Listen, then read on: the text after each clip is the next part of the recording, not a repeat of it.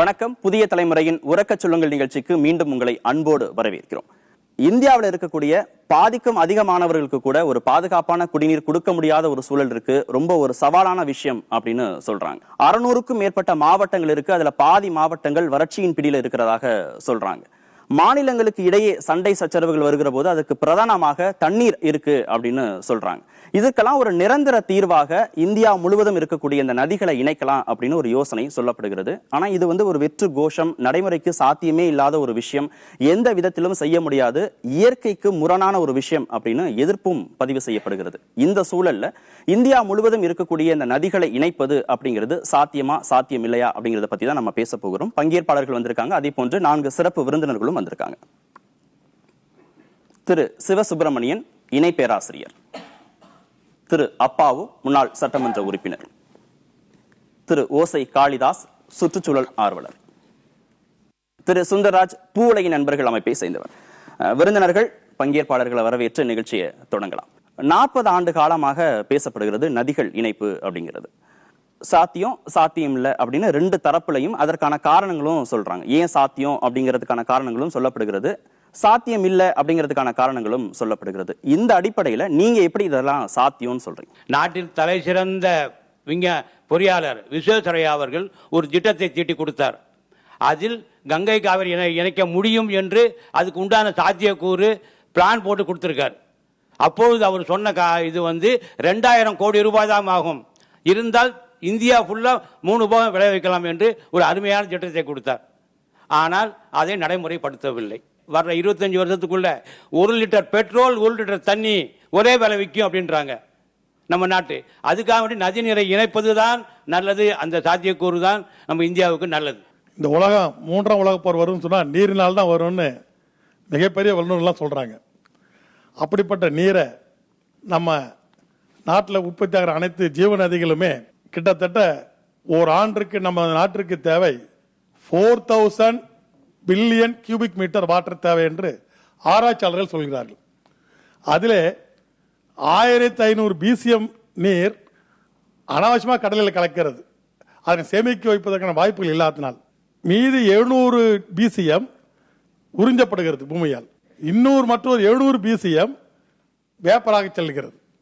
மீதி இருக்கின்ற 1100 பிசிஎம் வாட்டரை நாம் நதிநீர் இணைப்பு சாத்தியப்படும்.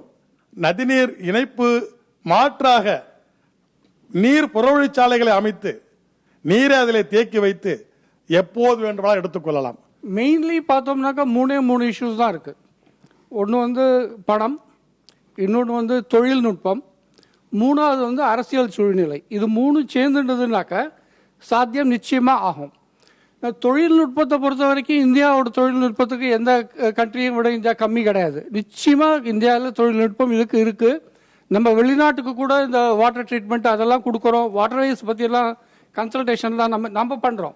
பணத்தை பொறுத்த வரைக்கும் ஸ்டேட் கவர்மெண்ட்டு கொடுக்கணும், சென்ட்ரல் கவர்மெண்ட் கொடுக்கணும், கொஞ்சம் இவா ஒதுக்கணும் அவா ஒதுக்கணும்னு பார்க்காம there are countries which are prepared to lend us money for this. 3வது ரொம்ப முக்கியமான இது, மத்திய அரசுக்கும் மாநில அரசுக்கும் சுமூகமான உறவு. எந்த மாநிலங்களுக்கு தண்ணீர் தேவைப்படுறதோ அவ எல்லாம் சேர்ந்து மத்திய அரசுக்கு there is an organization, National Waterways Development Authority இருக்கு. அவளை அப்ரோச் பண்ணி ஒரு கமிட்டி ஃபார்ம் பண்ணி ஒரு டெக்னிக்கல் ரிப்போர்ட் சப்மிட் பண்ணி நிச்சயமா இம்ப்ளிமெண்ட் பண்ண முடியும். அதுல எந்த விதமான சந்தேகமும் கிடையாது.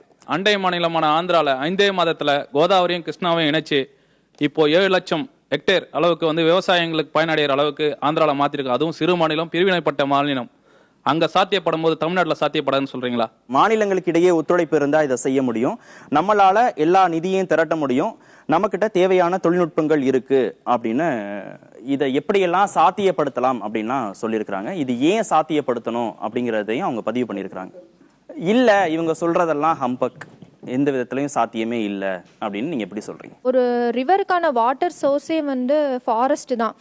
ஒரு 2 நதியை வந்து நம்ம அதை கனெக்ட் பண்ணுறப்போ அந்த ஃபாரஸ்ட்டை வந்து டீஃபாரஸ்டேஷன் பண்ணி தான் 2 நதியை வந்து நம்ம லிங்க் பண்ண முடியும். அதை டீஃபாரஸ்ட் பண்ணுறதுனால ரெயின்ஃபால் வந்து அஃபெக்ட் ஆகும். நெக்ஸ்ட் வந்து ஒரு சார் சொன்னார், நிறையா தண்ணி வந்து வேஸ்ட்டாக கடலில் போய் கலக்குதுன்னு சொல்கிறாரு. அது கண்டிப்பாக கடலில் வந்து கலக்கணும் சார். அது வந்து ஒரு சைக்கிள். நீங்கள் அதை கலந்தாதான், அந்த தண்ணி வந்து கடலில் கலந்தாதான் சைக்ளோன் வந்து அஃபெக்ட் ஆகாது. அது கலக்காமல் போயிடுச்சுன்னா ஒரு வேர்ல்டு சைக்கிளே வந்து அதை அஃபெக்ட் பண்ணும். ஃபஸ்ட்டு நம்ம இன்டர்லிங்கிங் ஆஃப் ரிவர்னா என்னன்றதை அண்டர்ஸ்டாண்ட் பண்ணணும். இன்டர்லிங்கிங் அப்படின்றது 2 ஆப்ஜெக்ட் எடுத்தோம்னா ஒரு ஆப்ஜெக்ட்லேருந்து இன்னொன்னையும் இன்னொன்றுத்துலேருந்து இன்னொன்னையும் நம்ம லிங்க் பண்ணணும். இதுதான் இன்டர்லிங்கிங்.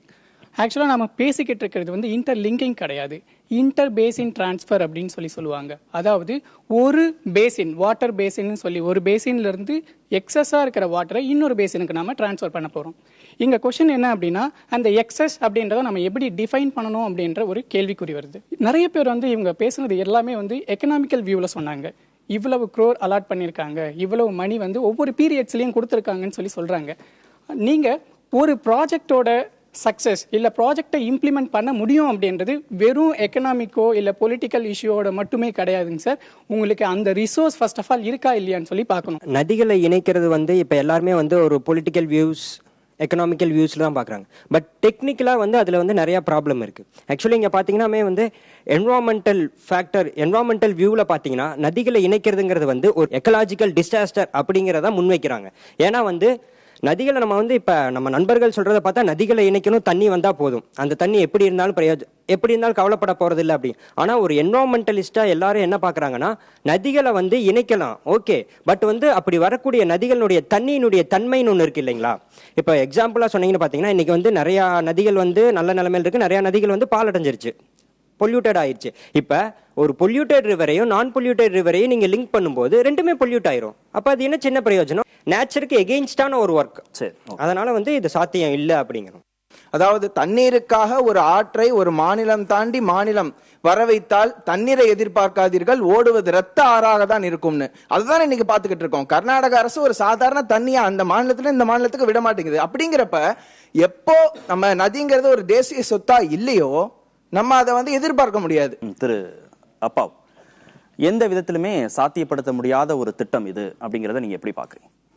அதாவது சாத்தியமா சாத்தியம் இல்லையாங்கிறத விட சத்தியமா இது நாட்டுக்கு தேவை அப்படிங்கறதா என்னுடைய கருத்து. கடல்ல கலக்கிற தண்ணி அது ஒரு சைக்கிள் தான், அது கண்டிப்பா அங்க போகணும் அப்படின்னு சொன்னாங்க. 13% தான் நம்ம பயன்படுத்துறோம், 87% வீணா போகல, கடல்ல போய் கலக்கு. நான் கேட்கறது, இந்த பக்கத்துல ஒரு குழந்தை அழுதுகிட்டு இருக்கு, இந்த பக்கத்துல பாலை அப்படியே கடலுக்கு பேரிட்டு இருக்கு, பூமிக்கு விடுதோம், பூமி நாச்சாருக்கு விடுதோம் அப்படின்னு சொல்லி விட்டா எவ்வளவு மடமையோ அதே அளவுக்கு தான் இதையே நம்ம எடுத்துக்கணும். 1. 2002 உச்ச நீதிமன்றத்திலே நான் ஒரு வழக்கு தொடர்ந்து கங்கை காவிரியோட நிற்கக்கூடாது, எங்க தாமிரபரணி வரணும்னு ஒரு வழக்கு போட்டு நிலுவையில் இருக்கு. அதே போல எங்க தாமிரபரணி கருமேனியார் நம்பியார் இணைப்பு திட்டம், அந்த திட்டம் இப்ப கிடப்புல போட்டதுனால அதையும் உயர் நீதிமன்றத்தில் போட்டு உயர் நீதிமன்றத்தில் தமிழக அரசும் அதிகாரிகளும் இவ்வளவு நாளைக்குள்ள நாங்க அதை செய்து தந்துருந்தோம். தேசிய நதிகள் இணைப்பு திட்டத்தை பத்தி பேசுறதுனால நம்ம இதுக்குள்ள தேசிய நதியில முதல் கட்டமாட்டு நம்ம நாட்டில் இருக்கக்கூடிய நதியாவது இணைச்சு தாகம் தீர்க்க தண்ணி கொடுப்போம், விவசாயிக்கு விவசாயம் பண்ண கொடுப்போங்கிற நோக்கத்தில் தான் பண்ணிருக்கு. நீதிமன்றம் சென்றுதான் இப்ப அதுக்கு ஆணை பெற்றிருக்கேங்கிறதையும் பதிவு பண்றேன். திரு சுந்தரராஜன், இந்த திட்டத்துக்கு தேவையான நிதியை நம்மளாலேயே திரட்ட முடியும், தேவையான தொழில்நுட்பம் நம்மகிட்டே இருக்கு, அரசியல் ரீதியான காரணங்களை மீறியாச்சு அப்படின்னா கண்டிப்பாக இந்த திட்டம் சாத்தியம் அப்படிங்கறத எப்படி பாக்குறீங்க? குறிப்பாக இந்த இவங்க சொல்ற நதிநீர் இணைப்பே கிடையாது. நதிநீர் இணைப்பு வச்சுக்கிட்டா கூட சமூக பார்வையில், அரசியல் பார்வையில், பொருளாதார பார்வையில், சூழலியல் பார்வையில், நீரியல் பார்வையில், மாணவியல் பார்வையில் எல்லாத்துக்குமே அது எதிரான திட்டம் தான் அந்த திட்டம். சரியா, முக்கியமான விஷயம் அது.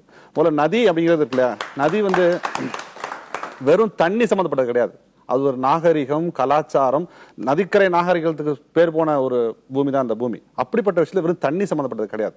முதல்ல அரசியல் பார்வையில் பார்ப்போம், ஏன் சாத்தியம் இல்லை நாங்க சொல்றோம். காவேரி தமிழ்நாட்டுக்கு வந்து ரெப்பாரியன் ஸ்டேட், நமக்கு உரிமை உள்ள மாநிலம் தமிழ் காவேரி. கிருஷ்ணா அப்படி கிடையாது, கிருஷ்ணா வந்து ஆந்திராவுடைய ஒரு பெருந்தன்மை அது.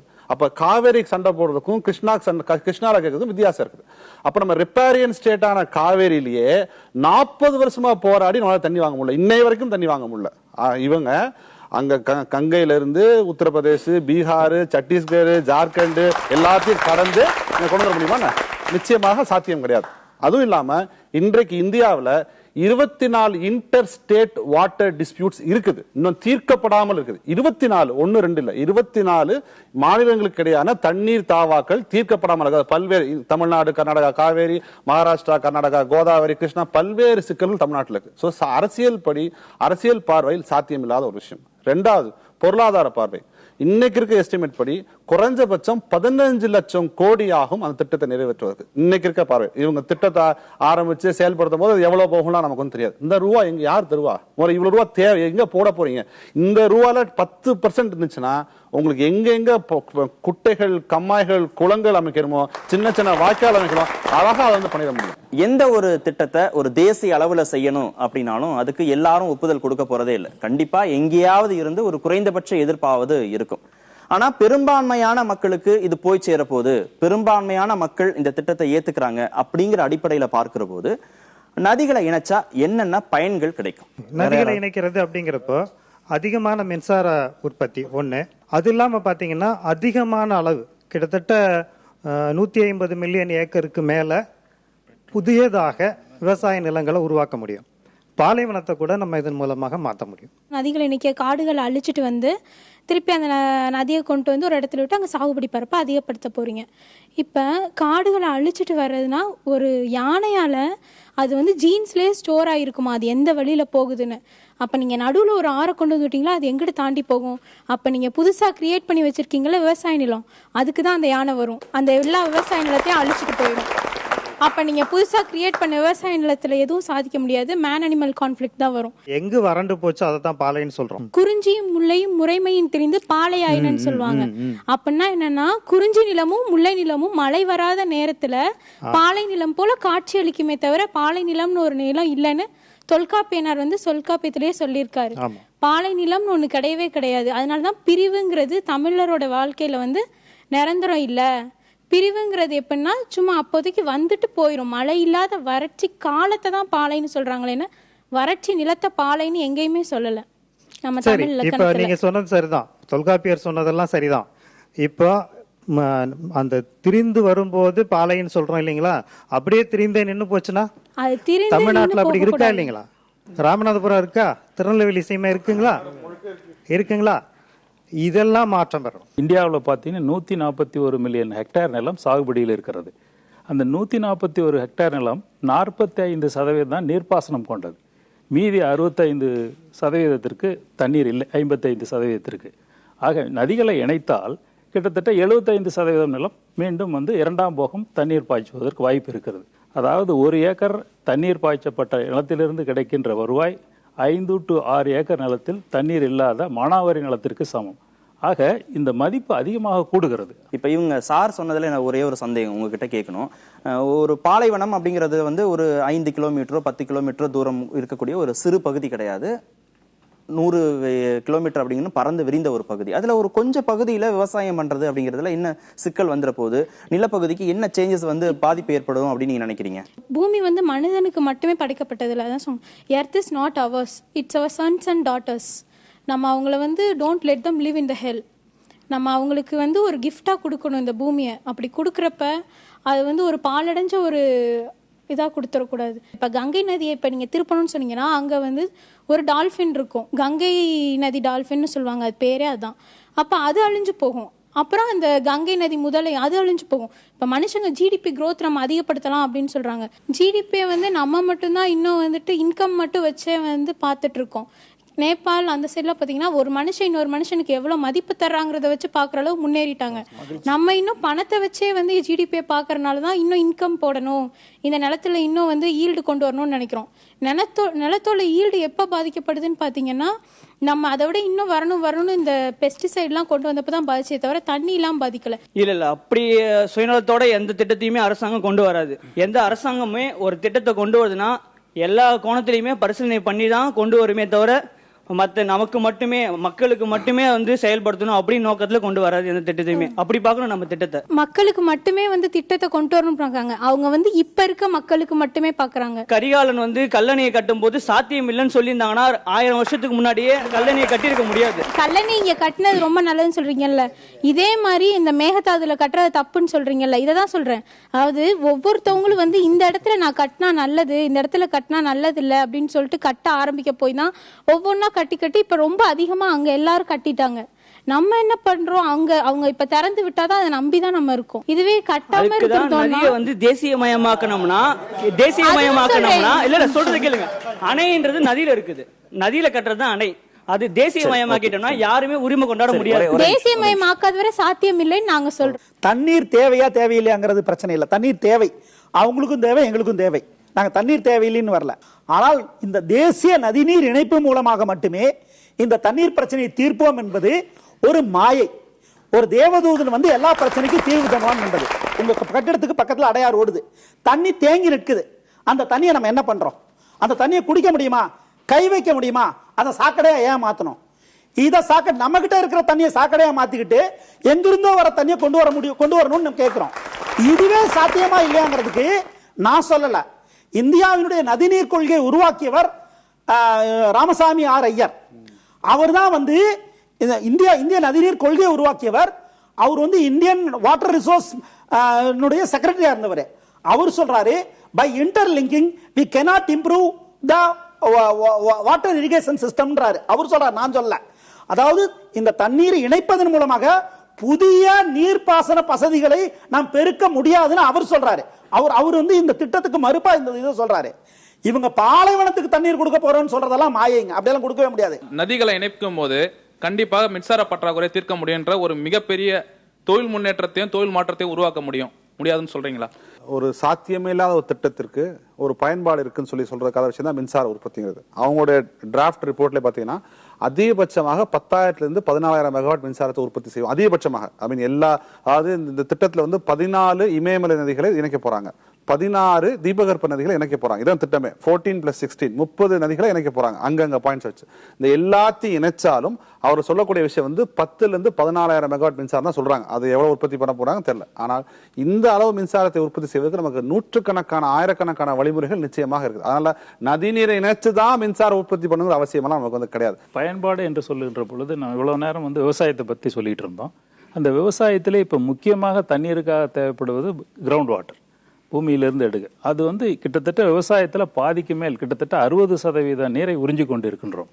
அந்த தண்ணீர் இந்த இணைப்பு ஏற்படுகின்ற பொழுது ஒரு 2-3 மாதங்கள் இருந்தாலே கிரவுண்ட் வாட்டர் மேலே வருகின்றது. அதனால் வந்து இந்த நீர்ப்பாசனத்தை மிக சிக்கனமாக சிறப்பாக செய்வதற்கான ஒரு வாய்ப்பு நிறைய இருக்கிறது. மின்சார உற்பத்தி அப்படிங்கிறது சாத்தியமே இல்லை அப்படிங்கறத பத்தி எப்படி பாக்குறீங்க? மின்சார உற்பத்தி சாத்தியமில்லை என்பதல்ல, எங்கெல்லாம் உற்பத்தி செய்ய முடியுமோ அங்கெல்லாம் உற்பத்தி செய்வதற்கான கால்குலேஷன் தான் இது. 10,000 மெகாவாட் 15,000 மெகாவாட்ங்கிறது இயற்கையா செய்யறது இல்லை. ஒரு மேல் நிலைமையிலிருந்து கீழே வருகின்ற பொழுது அந்த இடத்தில் தயார்படலாம். அது தயார் பண்ணி ஆக வேண்டும் என்ற அவசியம் இல்லை, அது இயற்கையாகவே தயார் பண்ண முடியும். அந்த மாதிரி விஷயத்துல இருக்கிறது தான். இப்போ ஒரு கூடங்குளத்துல 1000 மெகாவாட் போடுறோம், இதுல 10,000 மெகாவாட் இயற்கையாக வருதுன்னா அது பெரிய விஷயம். வரலன்னா அதை பத்தி கவலை இல்லை. இந்தியா முழுவதும் இருக்கக்கூடிய நதிகளை இணைப்பதன் மூலமாக நிறைய பாதிப்புகள் வரும் அப்படிங்கறதா உங்களுடைய கருத்து. என்னென்ன பாதிப்புகள் வரும்? நிச்சயமா காடுகள் அனைத்தும் அழிக்கப்படும். காடுகள் அனைத்தும் அழிக்கப்பட்டால் மான்சூன் பீரியட்ஸ் அப்படிங்கிறது வந்து சேஞ்ச் ஆகும்.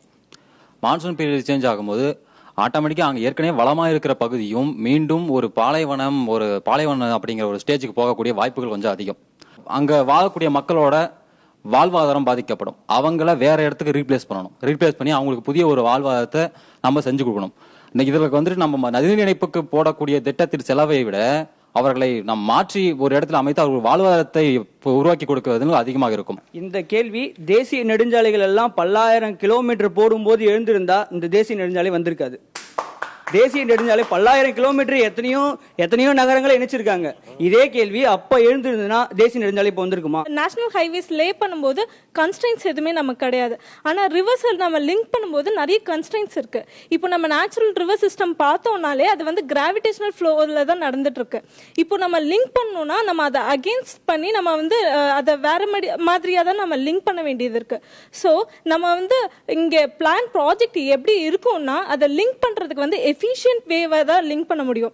2 டைப்ஸ் ஆஃப் லிங்க் பண்ணலாம். கிராவிடேஷனல் ஃப்ளோ எடுத்துட்டு போய் அதை லிஃப்ட் பண்ணி அந்த வாட்டரை லிஃப்ட் பண்ணி அதுக்கப்புறம் நம்ம இன்னொரு கிராவிடேஷனல் சிஸ்டம்ல போடுற மாதிரி தான் நம்ம லிங்க் பண்ற மாதிரி இருக்கும். அதுக்கு வந்து எஃபிஷியன்டான வே எங்க இருக்குதுன்னு தான் அவங்க வந்து பார்ப்பாங்க. அந்த ப்ராஜெக்ட் ஒர்க் பண்றவங்க அந்த எஃபிஷியன்டான வே இருக்கிற இடத்துல தான் பார்ப்பாங்க. அந்த எஃபிஷியன்டான வே வந்து ஹை டென்ஸ்லி பாப்புலேட்டட் ஏரியாவா இருந்ததுன்னா it's a problem. But national ஹைவேஸ்க்கு வந்து இந்த பிரச்சனை கிடையவே கிடையாது. அந்த பகுதியில் இணைக்கப்படும் போது இணைக்கிறது வந்து இந்தியாவில் இருக்கிற எல்லா பகுதியிலுமே வராது. பெரும்பாலான பகுதியில் அது வராது. மக்கள் நெருக்கடி இருக்கிற பகுதியில் வந்து இணைக்கும் போது கம்மியான இடம் தான் வரும்.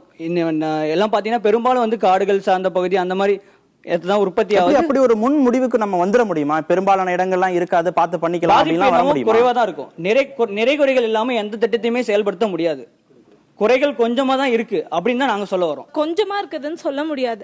ஏன்னா நம்ம வாட்டர் வந்து நேச்சுரல் ஃப்ளோல இருந்து நம்ம லிஃப்ட் பண்றதுக்கு நமக்கு எனர்ஜி நிறைய தேவைப்படுது. எனர்ஜி ஒன்று தேவைப்படுது, இல்லைன்னா ரொம்ப எக்ஸஸ் ஆஃப் வாட்டர் தேவைப்படுது. நம்ம அந்த அந்த அளவுக்கு ரைஸ் பண்ணணும்னா அந்த அளவுக்கு வாட்டர் தேவைப்படுது. அந்த அளவுக்கு வாட்டர் மெயின்டைன் ஆனாதான் நம்ம அடுத்த சிஸ்டம்ல அந்த வாட்டரை எடுத்துட்டு போக முடியும். இன்கேஸ் அந்த அளவுக்கு வாட்டர் இல்லைன்னா அடுத்த சிஸ்டம்க்கு நம்ம எடுத்துட்டு போக முடியாது. லிங்கிங் பாசிபிள் கிடையாது. இவங்க வந்து யானை டிஸ்பிளேஸ் ஆகும், பூனை டிஸ்பிளேஸ் ஆகுங்கிறாங்க. ஓகே, இதெல்லாம் நடக்கக்கூடியதுதான். But these are all things which as of today we do not know. So அதை பற்றி இப்போ யோசிக்கிறது it's not of any use. என்ன நடக்க போகிறதுங்கிறது நினச்சி நம்ம எப்படி பேசுகிறாளோ, லிங்க் பண்ணினா எவ்வளோ வசதி ஆகிடுங்கிறாளோ, அதே மாதிரி நம்மளுக்கு வந்து நம்ம பழைய பண்ணின மிஸ்டேக் சைனாவையும் லிபியாவையும் எக்ஸ்பிளைன் இதுக்கு நம்ம அங்கெல்லாம் கேபிட்டலிஸ்ட் இது கவர்மெண்ட் ஒரே ஒத்தந்தான் சொல்லுவான். அவன் என்ன சொல்கிறானோ எல்லாரும் கேட்டு தான் ஆகணும். சைனாலையும் சரி, இந்தியாவிலும் டெமோக்ரஸி. ஒவ்வொருத்தரும் நீங்கள் சொல்கிற மாதிரி அடுத்த ஸ்டேட்டுக்கு தண்ணி தர மாட்டேங்கிற சொல்கிற இத்தனை ஸ்டேட்டாக ஜாயின் பண்ணுவான். அப்புறம் இன்னொன்று ஜியாகிரபிக்கல் ஃபீச்சர் ரொம்ப இம்பார்ட்டன்ட் பார்க்கணும். ஹிமாலயாலேருந்து வளர்ந்து கங்கை வந்து அப்படியே போய் சமுத்திரத்தில் சேர்த்துடுறது. இங்க வந்து டெக்கான் பிளாட்டோல இருக்கிற அத்தனை ரிவர்ஸ், கோதாவரி, கிருஷ்ணா, காவேரி எல்லாம் இதுல நடுவில் டெக்கான் பிளாட்டோல ஏறி பிளாட்டோல ஓடி சமுத்திரத்துல ஜாயின் பண்றது. இதை லிங்க் பண்ணி இல்லாட்டி இந்த சர்ச் என்ன மாதிரி அந்தந்த இருக்கிற செம்பாக்கம், அந்த பக்கம், இந்த பக்கம் எத்தனை ஏரி இருக்கு அதை ஆழம் தோண்டி நீக்கிட்டு அங்க தண்ணியை தேக்கி அங்க இரிகேஷன் பண்ணலாமே. ஹிந்துல இல்ல, ஆமா ஆமா, அந்த பாயிண்ட் அவருக்கு நான் தான் சொல்லி கொடுத்தேன். அவங்க சொல்றது தப்பு. நார்மலி அவங்க சொல்றது எப்பவுமே ரைட்டா தான் இருக்கும், நான் இல்லைங்கல. ஆனாக்கு இந்த விஷயத்துல அவங்க சொல்றது தப்பு. Our idea is in no way utopian. Flood control ஆகும், அதுல தேர் cannot be a second opinion. Excess water will be there both for drinking and for agriculture. அதுல there cannot be any second opinion. And இந்த மாதிரி not only this, Britishers காலத்திலேருந்தே இந்த river லிங்கிங்கை பத்தி ஏன் யோசிச்சான்னாக்கா they also wanted to develop inland water transportation. எனக்கே ஒரு அடிப்படையா ஒரு சந்தேகம் இருக்கு. இதுக்கு முன்னாடி இந்தியாவில் கட்டப்பட்ட அணைகளுக்காக அங்கிருந்து வெளியேற்றப்பட்ட மக்கள் எல்லோருமே இன்னைக்கு மறு குடியமர்த்தப்பட்டு அவங்களுடைய வாழ்வாதாரத்திற்கு எல்லாமே செஞ்சு கொடுத்தாச்சு அப்படின்னு உங்களால நிச்சயமான உதாரணங்களை தர முடியுமா? நான் எந்த திட்டத்தையும் பேர் சொல்லிலாம் நான் குறிப்பிடவே இல்லை. நீங்க சொல்றது கரெக்ட். இப்போ வந்து கோடிக்கணக்கான பேருக்கு வந்து பெனிஃபிட் வருதுன்னாக்க சில 100-200 பேரோ ஆயிரக்கணக்கான பேர் சாக்ரிஃபைஸ் பண்ணித்தான் ஆகணும். அந்த கோடிக்கணக்கான பேர் இது கொடுக்கறதுக்கு அந்த ரிவர்ஸ் லிங்க் பண்ணணும்னு அவசியமே இல்லை. அந்தந்த ஏரியால டெவலப் பண்ணினாலே அந்த கோடிக்கணக்கான பேர் இது பண்ணிடுவாங்க. சர்தார் சரோவர் அணைக்காக ரீப்ளேஸ்மெண்ட் பண்ண மக்கள் இன்னைக்கு வரைக்கும் அவங்க வாழ்வாதாரத்துக்காக போராடிட்டு இருக்காங்க. அவங்களுக்கு இருக்க இடம் கூட கிடைக்கல. அப்படிங்கும்போது மக்கள் எப்படி முதல்ல அரசாங்கத்தை நம்பி அந்த இடத்த விட்டு வெளியில வருவாங்க?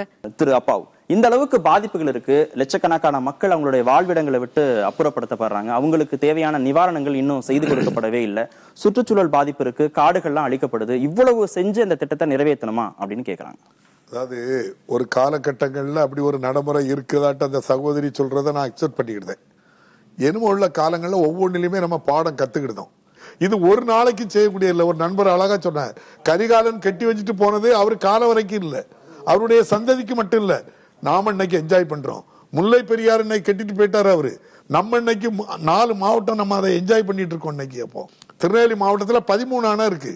ஒன்னு பாவனாஸ் அணை பிரிட்டிஷ்காரங்க கட்டினாங்க. மணிமுத்தாறு அணை பெருந்தலைவர் காமராஜர் எப்படி கட்டினாங்க அப்படின்னு சொன்னா, இப்ப இருக்கக்கூடிய நமக்கிராமை திட்டமாக விவசாயிகள்கிட்ட அன்னைக்கு 1 கோடி ரூபாய் அன்னைக்கு இருந்த நாடாளுமன்ற உறுப்பினர் கேட்டு கோசல்ராம் அவர்கள் 1 கோடி வசூல் பண்ணி கொடுத்தாங்க. மீதி பணத்தை காமராஜர் அரசுகிட்ட இருந்து போட்டு அந்த அணையை கட்டி முடிச்சாங்க. மீதி இருக்கக்கூடிய 11 அணையும் தலைவர் கலைஞர் ஆட்சி காலத்துல அங்க கட்டப்பட்ட அணைகள். திரு காளிதாஸ், தன்னிறைவை அடையணும் அப்படின்னா சின்ன சின்ன சமரசங்கள் தேவை. ஏதாவது ஒரு இடத்துல ஒரு சின்ன சின்ன பாதிப்புகள் இருக்கதான் செய்யும். அதை பெருசுபடுத்தி இது போன்ற பெரிய திட்டங்களுக்கு முட்டுக்கட்டை போடக்கூடாது அப்படிங்கறத எப்படி பாக்குறீங்க? இல்ல, சின்ன சின்ன சமரசம்ன்றது தவறுங்க. அது அந்த திட்டத்தால் உண்மையில் ஏற்படக்கூடிய நன்மை என்ன? நன்மை என்ன? உண்மையிலேயே நன்மை ஏற்படுமானால் ஒரு சிலர் அதனால் பாதிக்கப்படுவாரால் அவர்களுக்கு ஒரு மறுவாழ்வு தர வேண்டும். இதுல எந்த சந்தேகமும் கிடையாது, எந்த சந்தேகமும் கிடையாது. ஒரு பல்கலைக்கழகத்துக்கு ஒரு இடம் வாங்குறாங்கன்னா, ஒரு விவசாயி இடம் கொடுக்கறாங்கன்னா, அந்த விவசாயிக்கு இழப்பீடு கொடுக்கணும், கொடுத்து பல்கலைக்கழகம் கட்டணும். அப்ப விவசாயத்தை மீறி பல்கலைக்கழகமா நான் கேள்வி கேட்கிறவன் அல்ல. ஆனால் இவர்கள் சொல்கிற அந்த கனவு திட்டங்கள் எல்லாம் பாதிப்பு. இது வந்து திட்டங்கள் தான், இது வந்து மணி பேஸ் திட்டங்கள். இந்த திட்டங்கள் வந்து பயனை தரப்போவதில்லை.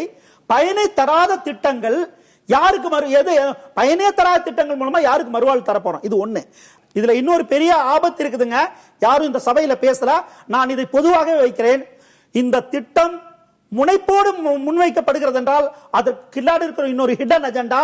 இந்த 8 லட்சம் கோடி எங்களால பெற முடியாது, 10 லட்சம் கோடியை பெற முடியாது, நாங்க தனியார்களை வெளிநாடுகளை முயற்சி பண்றோம், அவங்களுக்கு இந்த ஆற கொடுக்க போறோம்ட்டு எமக்கு மக்களுக்கு தேசத்துக்கு சொந்தமான நதிகளை தனியாரிடம் ஒப்படைக்கக்கூடிய பேராபத்து நடக்கிறது. ஹைவேஸ்ல நடந்ததை போல இந்த பேராபத்து நடக்கும்.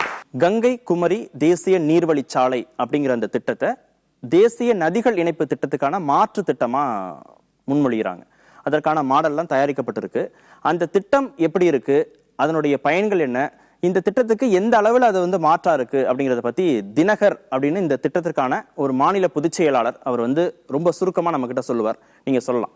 நீர்வழிச்சாலை அப்படிங்கிறப்ப என்ன ஆகுது அப்படின்னாக்கா, உபரி நீர் இயற்கையாக கடலில் போய் சேரணும், அதில் எந்த இதுவும் வைக்கக்கூடாது. ஆனால் நமக்கு இப்போ நிறைய தேவை இருக்குங்கிறதுனால அதில் ஒரு 30% மட்டும் திருப்பி எடுக்கிறோம்.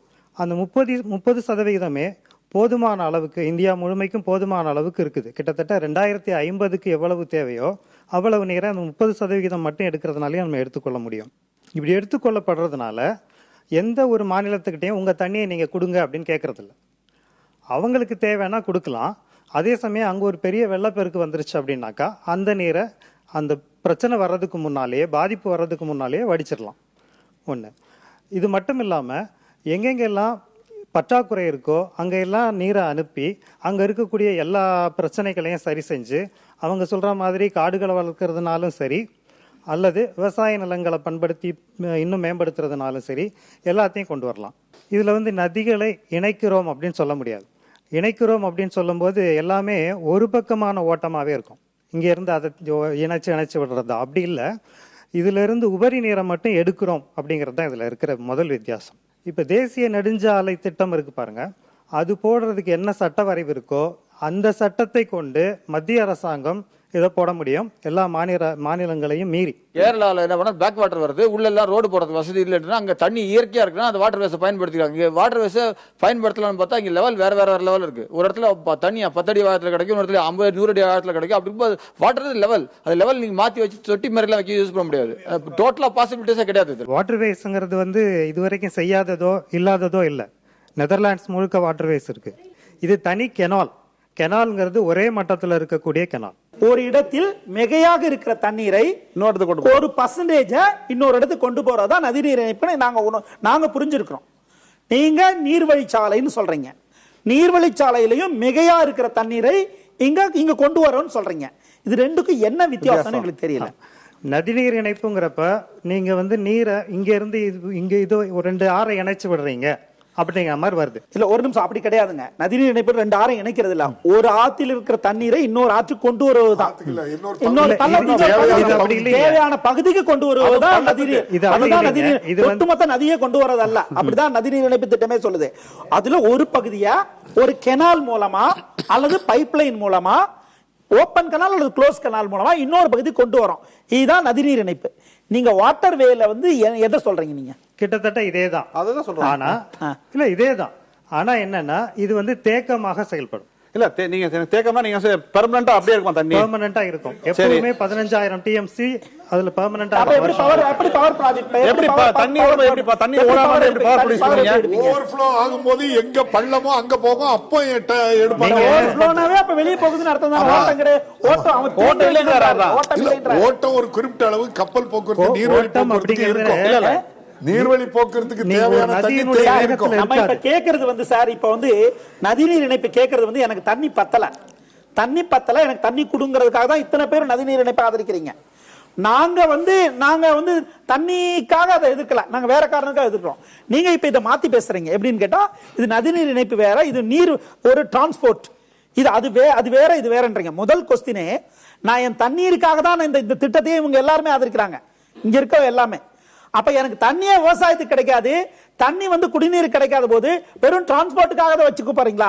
கிட்டத்தட்ட 150 மில்லியன் ஏக்கர் ஏற்கனவே விவசாயத்துல இருந்து இன்னைக்கு விவசாயத்துல இல்லாத இருக்கக்கூடிய இடங்களுக்கெல்லாம் நீர் பாய்ச்சல் பெற்று அது டெவலப் ஆகுங்கிறது முதல்ல நான் சொல்லிட்டேன். ஒவ்வொரு நீர்நிலைக்கும் ஒரு உயிர் சூழல் உண்டு.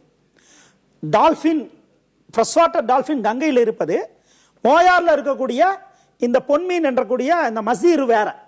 மசீர கங்கையில வாழாது, ஃப்ரெஷ் வாட்டர் டால்பின் அது அங்க இருக்கிறதுனாலும் மோயார்ல வாழாது. வாழ வைத்தமானால் அந்த உயிர் சூழல் மாறும். ஆப்பிரிக்காவில் இருக்கக்கூடிய ஒரு கேட்ஃபிஷ இங்க கொண்டாந்து குட்டாங்க அரசாங்கம், நிறைய மீன் கிடைக்கும், இன்னைக்கு வேணாங்கிறாங்க. ஏன்னா இங்க இருக்க மீன் எல்லாம் சாப்பிட்டு முடிச்சு இந்த உயிர் சூழல் கெட்டுருச்சுன்ட்டு. அதேதான் நடக்கும். நம்ம எந்த பாதிப்புமே வரலன்னு சொல்ல வரல, அப்படிதான்.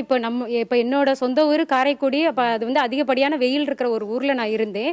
இப்ப என்னோட சூழ்நிலை நான் பெங்களூர் பக்கம் போகல, அந்த எடுக்கையில இன்னும் நான் காஷ்மீர் போக கூட என்னால முடியும். அப்ப எடுக்கையில என்னால அந்த சூழ்நிலைக்கு என்னால மாற முடியாது. ஆனா மாறக்கூடிய சூழ்நிலையில நான் அடாப்ட் பண்ணிக்க. அப்படிதான் மனிதன் வாழ்க்கை தரத்தை மேம்படுத்திக்கிட்டே போகணும்னு வர ஒரு வாழ்க்கை போராட்டத்துல ஒரு சில விஷயங்களை நம்ம தப்பான எல்லாத்தையும் கரெக்டா பெர்ஃபெக்டா பண்ண முடியும். தப்பான சில விஷயங்களை பண்ணி ஒரு இனம் அழிஞ்சா நம்ம அழிக்கணும்னு வாழ்க்கையை முன்னேற்றிக்கிட்டு போகையில அப்ப இந்த டால்பின் இந்த மாதிரி இனங்கள் இருந்தாதான் நம்மளோட வாழ்வாதார சைக்கிள் வரும் அப்படிங்கறத உணர்ந்ததுக்கு அப்புறம் அவன் ஆர்டிபிஷியலா கிரியேட் பண்றான். இப்ப நதின்னு ஒண்ணு நேச்சுரலா கிரியேட் ஆனது. அப்ப வரையில அது ஒண்ணு பார்த்து இந்த வழியில போகணும்லாம் வரல, அதுவும் ஒரு வழியை உடைச்சு அழிச்சுக்கிட்டு வந்ததுதான். அப்ப அதுக்கேற்றபடி நம்ம அந்த ஒரு சிவிலைசேஷனை கிரியேட் பண்ணோம். இப்ப இந்த சிவிலைசேஷன் தான் இருக்கிறதுலே ரொம்ப பழமையானது நம்மளோட சிவிலைசேஷன். அந்த சிவிலைசேஷனை எப்படி அழிஞ்சிச்சுன்னு நமக்கு தெரியல. மேபி அதிகப்படியான ஃப்ளட்டா கூட இருக்கலாம், அந்த மணல் இது அந்த மாதிரி சில விஷயம் வளர்றதுக்கு. அதே மீறி வாழ்க்கையை போராடிக்கிட்டு நம்ம வர்றவங்களால மட்டும்தான் இந்த பூமியில ஜெயிக்க முடியும். மனிதர்கள் மாறிக்கொள்ளலாம். அடாப்டபிலிட்டி டிஃபரன்ஸ் ஃப்ரம் ஒவ்வொரு ஸ்பீசிஸுக்கும் வித்தியாசம் உண்டு.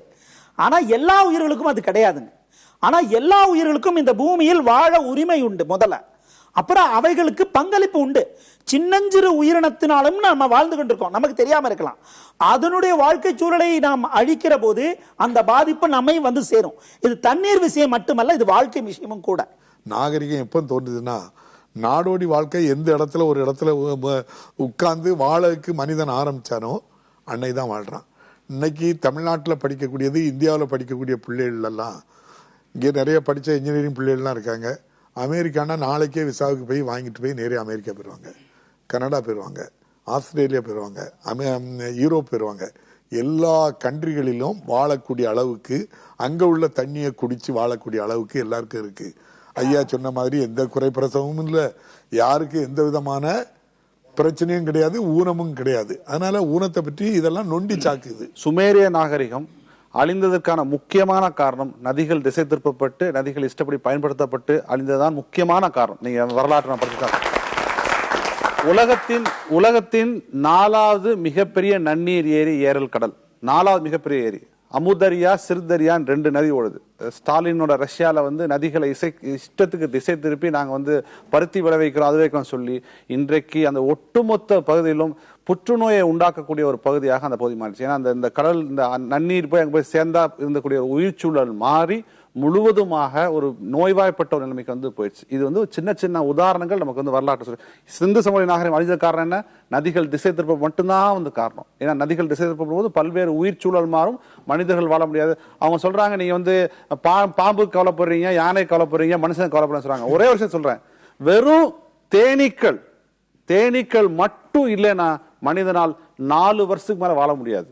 ஏன்னா தேனீக்கள் தான் நம்முடைய உணவுல 75% உணவை மரகந்த சேர்க்கை செய்கின்றன. மரகந்த சேர்க்கை நடக்காட்டி பூ பூத்து காயாகி கனியாறது நடக்காது. திரு சிவசுப்பிரமணியன், ஒரு திட்டத்தை செயல்படுத்துறோம் அப்படிங்கும்போது கண்டிப்பாக சுற்றுச்சூழல் பாதிப்பு அப்படிங்கிறது வருது.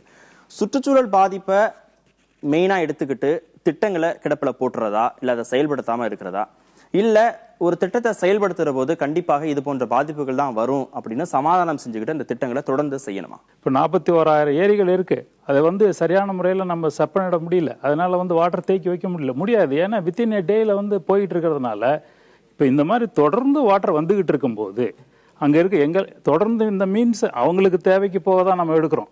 நம்ம பாட்டில் எடுக்க முடியாது. ஒரு 100 நாள் 150 நாள் தான் அதை எடுக்க முடியும்னு அந்த அளவும் குறிச்சிருக்கிறாங்க. அந்த ரிப்போர்ட் 30 ஆண்டுகளாக நல்ல பிரமாதமாக போட்டு வச்சிருக்கிறாங்க. செயல்படுத்தாத கவர்மெண்ட் அப்படியே இருக்கு. பட் அந்த கவர்மெண்ட் செயல்படுத்துறதுக்கு இப்போ வந்திருக்கிற கவர்மெண்ட் முயற்சி எடுத்துக்கிட்டு இருக்கு. அதனால செயல்பாடு நிச்சயமாக நடக்கும். நம்ம எவ்வளோதான் பிரச்சனை பண்ணாலும் இதில் 1 or 2 லிங்கேஜஸ் சிறப்பாக செயல்படுத்திட்டாங்கன்னா that is the first point. இங்கே நடத்திட்டாங்க, அடுத்து செயல்படுங்க அப்படின்னு போயிட்டே இருக்கலாம். Amount is immaterial. யார் வேணாலும் கொண்டாந்து கொட்டுறதுக்கு ரெடியாக இருக்காங்க. அதுக்கு தான் இப்போ நீங்கள் டெய்லி பார்ப்பீங்க prime minister is going for different countries அப்படின்ட்டு. அதனால அமௌண்ட் ஒன்றும் பிரச்சனை இல்லை.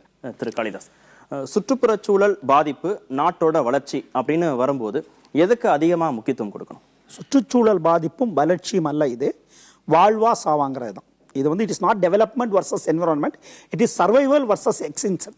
இதை உலகெங்கும் நான் சொல்லலை, உலகெங்கும் அறிஞர்கள் சொல்றாங்க. இது இந்த பூமி வாழணும். முதல்ல இது பொதுவாக எல்லாத்தையும் சொல்லணும்னா இந்த பூமி வாழணும், பூமியில் நாமும் ஒரு உயிரினம், நாம் வாழணும். நம்ம தனித்து வாழ முடியாது. யானைக்கு பிரச்சனை, மீனுக்கு பிரச்சனை, பூனைக்கு பிரச்சனை அப்படின்லாம் கிண்டல் பண்ணக்கூடாதுங்க. இது உலகம் இன்றைக்கு இதெல்லாம் ரொம்ப அதிகமாக யோசிக்குது. இவங்க சொல்ற மாடல் இருக்கக்கூடிய எல்லா தேசத்திலும் கேரளாவில் நீர்வழிச்சாலை உண்டு. கேரளாவில் நீர்வழிச்சாலை உண்டு. அந்த நீர்வழிச்சாலையில் மணல் எடுக்க விட்டுருவாங்களா? கேரளாவில் எங்க மணல் எடுக்க விட்டுறாங்களா? கேரளாவில் நம்ம விட விவசாயம் பண்றது இல்ல, ஏன் மணல் எடுக்க விடுறது இல்ல? அப்ப நமக்கு பக்கத்து மாநிலம் நமக்கு மாடல் தருது, ஏன் இயற்கை வளத்தை காப்பாற்றணும்ட்டு. உலகத்தினுடைய அழிந்து 1957 தேம்ஸ் நதி செத்து போனதாக சொன்னார்கள். அன்னைக்கு எங்கிட்ட நொய்யல் இருந்தது, எங்கிட்ட பாலாறு இருந்தது, எங்கிட்ட காளிங்கராயன் வாய்க்கால் இருந்தது, எங்கிட்ட அமராவதி இருந்தது, எங்கிட்ட வைகை இருந்து ஓடிட்டு இருந்துச்சு, உயிரோட இருந்துச்சு. ஆனா இன்னைக்கு தேம்ஸ்ல 400 இடங்களில் உயர்ந்த உயிர் சூழல் வந்துருச்சு, காப்பாத்திட்டான். ஏன் நதி செத்து போய் கிடக்குது. அப்ப நம்ம எங்க தப்பு பண்ணிருக்கோம்? அப்ப நதியை உயிர் சூழலை உருவாக்குவதா வளர்ந்த நாடுகள் மாடல் காட்டுது, நாம எதுக்கு மாடல் காட்டணும்? இந்த கேள்வி எல்லாம் இதுல இருக்குங்க. இந்த கேள்வி எல்லாம் புறக்கணிச்சுட்டு ஐயோ நாளைக்கு கங்கையும் காவிரி நினைச்சிட்டு எல்லாம் சரியா போயிரும் என்னை ஏமாத்தாதீங்க. இதான் நாங்க வைக்கிற வாதம். முதல் ஒரு விஷயம் இயற்கை நம்மள முட்டாள் கிடையாது. நாம தான் மரத்தை வெட்டி பேப்பர் செஞ்சு, மரத்தை வெட்டி பென்சில் செஞ்சு மரங்களை காப்போம்னு எழுதுவோம். இயற்கை நம்மள முட்டாள் கிடையாது. அந்த நதிகளை போய் கடல்ல போய் கலக்க வச்சிருக்கிறது இயற்கையை செஞ்சிருக்குன்னா அது அது நதியோட உரிமை. அந்த உரிமைங்கிறது நதிக்காக கிடையாது. இந்த உலகத்தில் இந்த பூமியில் உயிர்கள் தலைத்து வாழ வேண்டும் என்றால் அந்த நதி போய் கடல்ல போய் கலந்துதான் ஆகணும். சரியா? ஒரு விஷயம். ஏன்னா அது போய் கலந்தா தான் அந்த உப்புத்தன்மை சாலினிட்டி லெவல் ஒரே சீரா இருக்கும். அந்த சாலினிட்டி லெவல் ஒரே சீரா தான் ஆவியாகி மேகமாகி மழை பெய்வது சீரா நடக்கும். அந்த சாலினிட்டி லெவல்ல அந்த கடல் தண்ணியோட தன்மை ஸ்டேட் மாறுச்சுன்னா எவாபரேஷன் ஆகி மேகமாகி மழை பெய்யாது. முதல் விஷயம். எங்க இந்த நன்னீர், இந்த ஆற்று நீர் நன்னீர், இந்த நன்னீர் ஓடி போகும்போது நிறைய கனிமங்களை கொண்டு போகும். கனிமங்கள் சொல்ல மினரல்ஸ். இந்த கனிமங்கள் தான் கடலில் வாழக்கூடிய சின்ன உயிரமான பிளாங்டூன்ஸ்க்கு உணவு. இந்த சின்ன பிளாங்டூன்ஸ் தான் சின்ன மீனுக்கு உணவு. இந்த சின்ன மீன் தான் பெரிய மீனுக்கு உணவு. இந்த பெரிய மீன் தான் நமக்கு உணவு. சரியா? அப்ப இந்த நன்னீர் போய் இந்த கனிமங்களை சேக்காட்டி அங்க பிளாங்டூன்ஸ் கிடையாது, சின்ன மீன் கிடையாது, பெரிய மீன் கிடையாது, நமக்கு ஊட்டச்சத்தான உணவு கிடையாது. ஹிமாலயன் ரிவர்ஸ், அதாவது கங்கையா இருக்கட்டும், யமுனாயா இருக்கட்டும், பிரம்மபுத்திரா இருக்கட்டும், இவையெல்லாம் எப்படி உற்பத்தி ஆகுதுன்னா இமயமேல் இருக்கின்ற பனிப்பாறைகள் உருகிதான் அந்த அத்தனை நதிகள் உற்பத்தி ஆகுது. பருவநிலை மாற்றத்தினால அந்த பனிப்பாறைகள் 50% குறைய போகுது. 1% 2% இல்ல, இன்னும் 30-40 வருஷத்துல பனிப்பாறைகள் 50% குறைய போகுது. அப்ப எங்கேருந்து சர்ப்ளஸ் வாட்டர் வரும்? எங்கேருந்து எக்ஸஸ் வாட்டர் வரும் உங்களுக்கு? இது எல்லாத்தையும் விட முக்கியமான விஷயம், இந்த பூமி 1 மணி நேரத்துக்கு 1,07,000 கிலோமீட்டர் ஸ்பீட்ல இந்த சூரியனை சுத்தி வருது. நீங்க பூமிக்குன்னு ஒரு புவியீர்ப்பு சக்தி இருக்கு, அதோட பல மடங்கு பெருசு சூரியனோட புவியீர்ப்பு சக்தி. ஏன் பூமி இழுக்க மாட்டேங்குது அப்படின்னா இந்த பூமி சுத்துற ஸ்பீட்னால.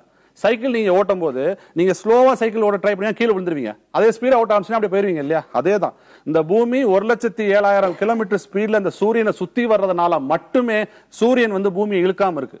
இந்த பூமி இந்த வேகத்தில் இந்த சூரியனை சுத்தி வர்றதுக்கு முக்கியமான காரணம் கடல்ல இருக்க நீரோட்டங்கள். கடல்ல இருக்க நீரோட்டங்கள் ஒரே சீரா இருக்கணும்னா இந்த நன்னீர், ஆற்று நீர் போய் கடலை போய் கலந்துதான் ஆகணும். இதை நம்ம வந்து புரிஞ்சுக்காத வரைக்கும் நாம் வந்து வேண்டாதம் பேசிட்டு ஒரு கனவு உலகத்துல வளர்த்த முடியும்ல. நிச்சயமாக பசுமை புரட்சிக்கு பிறகு இந்த மண்ணின் மீது நிகழ்த்தப்படும் மிகப்பெரிய வன்முறை தான் இந்த நதிநீர் இணைப்பு. திரு அப்பா, இங்க சாத்தியப்படுத்தக்கூடிய விஷயங்களே நிறைய இருக்கிற போது அதையெல்லாம் கவனிக்காம சாத்தியமே இல்லாத ஒரு விஷயத்தை சாத்தியப்படுத்துவேன் அப்படின்னு சொல்றது எப்படி சாத்தியம்? எந்த மனித உயிருக்கும் எதிரான திட்டம் இல்லை இது.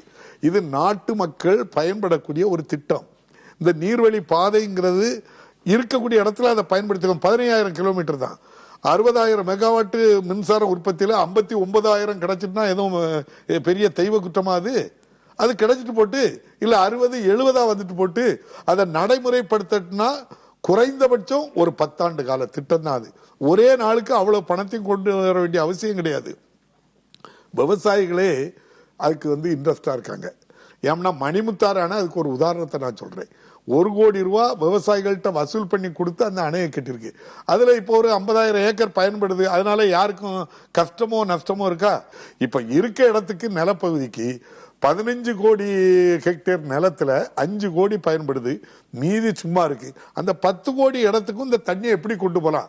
நம்முடைய படிப்பு, நம்முடைய எண்ணம், நம்முடைய சிந்தனைகள் எல்லாத்தையும் அதை நோக்கி நம்ம பண்ணினோம்னா இது நமக்கு இல்லை, இங்க இருக்கக்கூடிய ஆட்களுக்கு இல்லை, நம்முடைய சந்ததி 100 ஆண்டு 1000 ஆண்டு காலமா அதை பயன்படுத்த போறாங்க. அவங்களுக்காக தான் அதை உருவாக்கி கொடுக்கமே தவிர இதுல வேற ஒண்ணும் இல்லை. அதனால எல்லாருமே இதுல ஒரு புரிதல் இருக்கணும். அறிவியலுக்கு எப்போதுமே 2 முகம் உண்டு. ஒண்ணு எல்லாமே சாத்தியம்னு பேசுறது, இன்னொன்னு வலிந்து சாத்தியப்படுத்தினா அதுல வரக்கூடிய பிரச்சனைகளை எச்சரிக்கையா செய்யறது. இந்த 2யுமே நம்மளால புறந்தள்ள முடியாது. நதிகளை இணைக்கிறது மூலமா கிடைக்கக்கூடிய விவசாய வளர்ச்சி, தொழில் வளர்ச்சி, நீர்வழி போக்குவரத்து, மின்சார உற்பத்தி இதெல்லாம் எந்த அளவுக்கு வேணும் அப்படின்னு நம்ம சொல்றோமோ, எந்த அளவுக்கு முக்கியம்னு நம்ம பேசுறோமோ, அதே அளவுக்கு அதனால ஏற்படக்கூடிய பாதிப்புகள், சுற்றுச்சூழல் பாதிப்பு, காடுகள் அழியிறது, மக்கள் இடம்பெயர்றது, இதையும் நம்மளால புறந்தள்ள முடியாது. இந்த தலைமுறைக்கு தேவையான ஒரு விஷயம் அடுத்த தலைமுறைக்கு தேவையில்லாம இருக்கலாம். இந்த தலைமுறையால சாத்தியப்படுத்த முடியாத ஒரு விஷயம் அடுத்த தலைமுறையால சாத்தியப்படுத்தலாம்.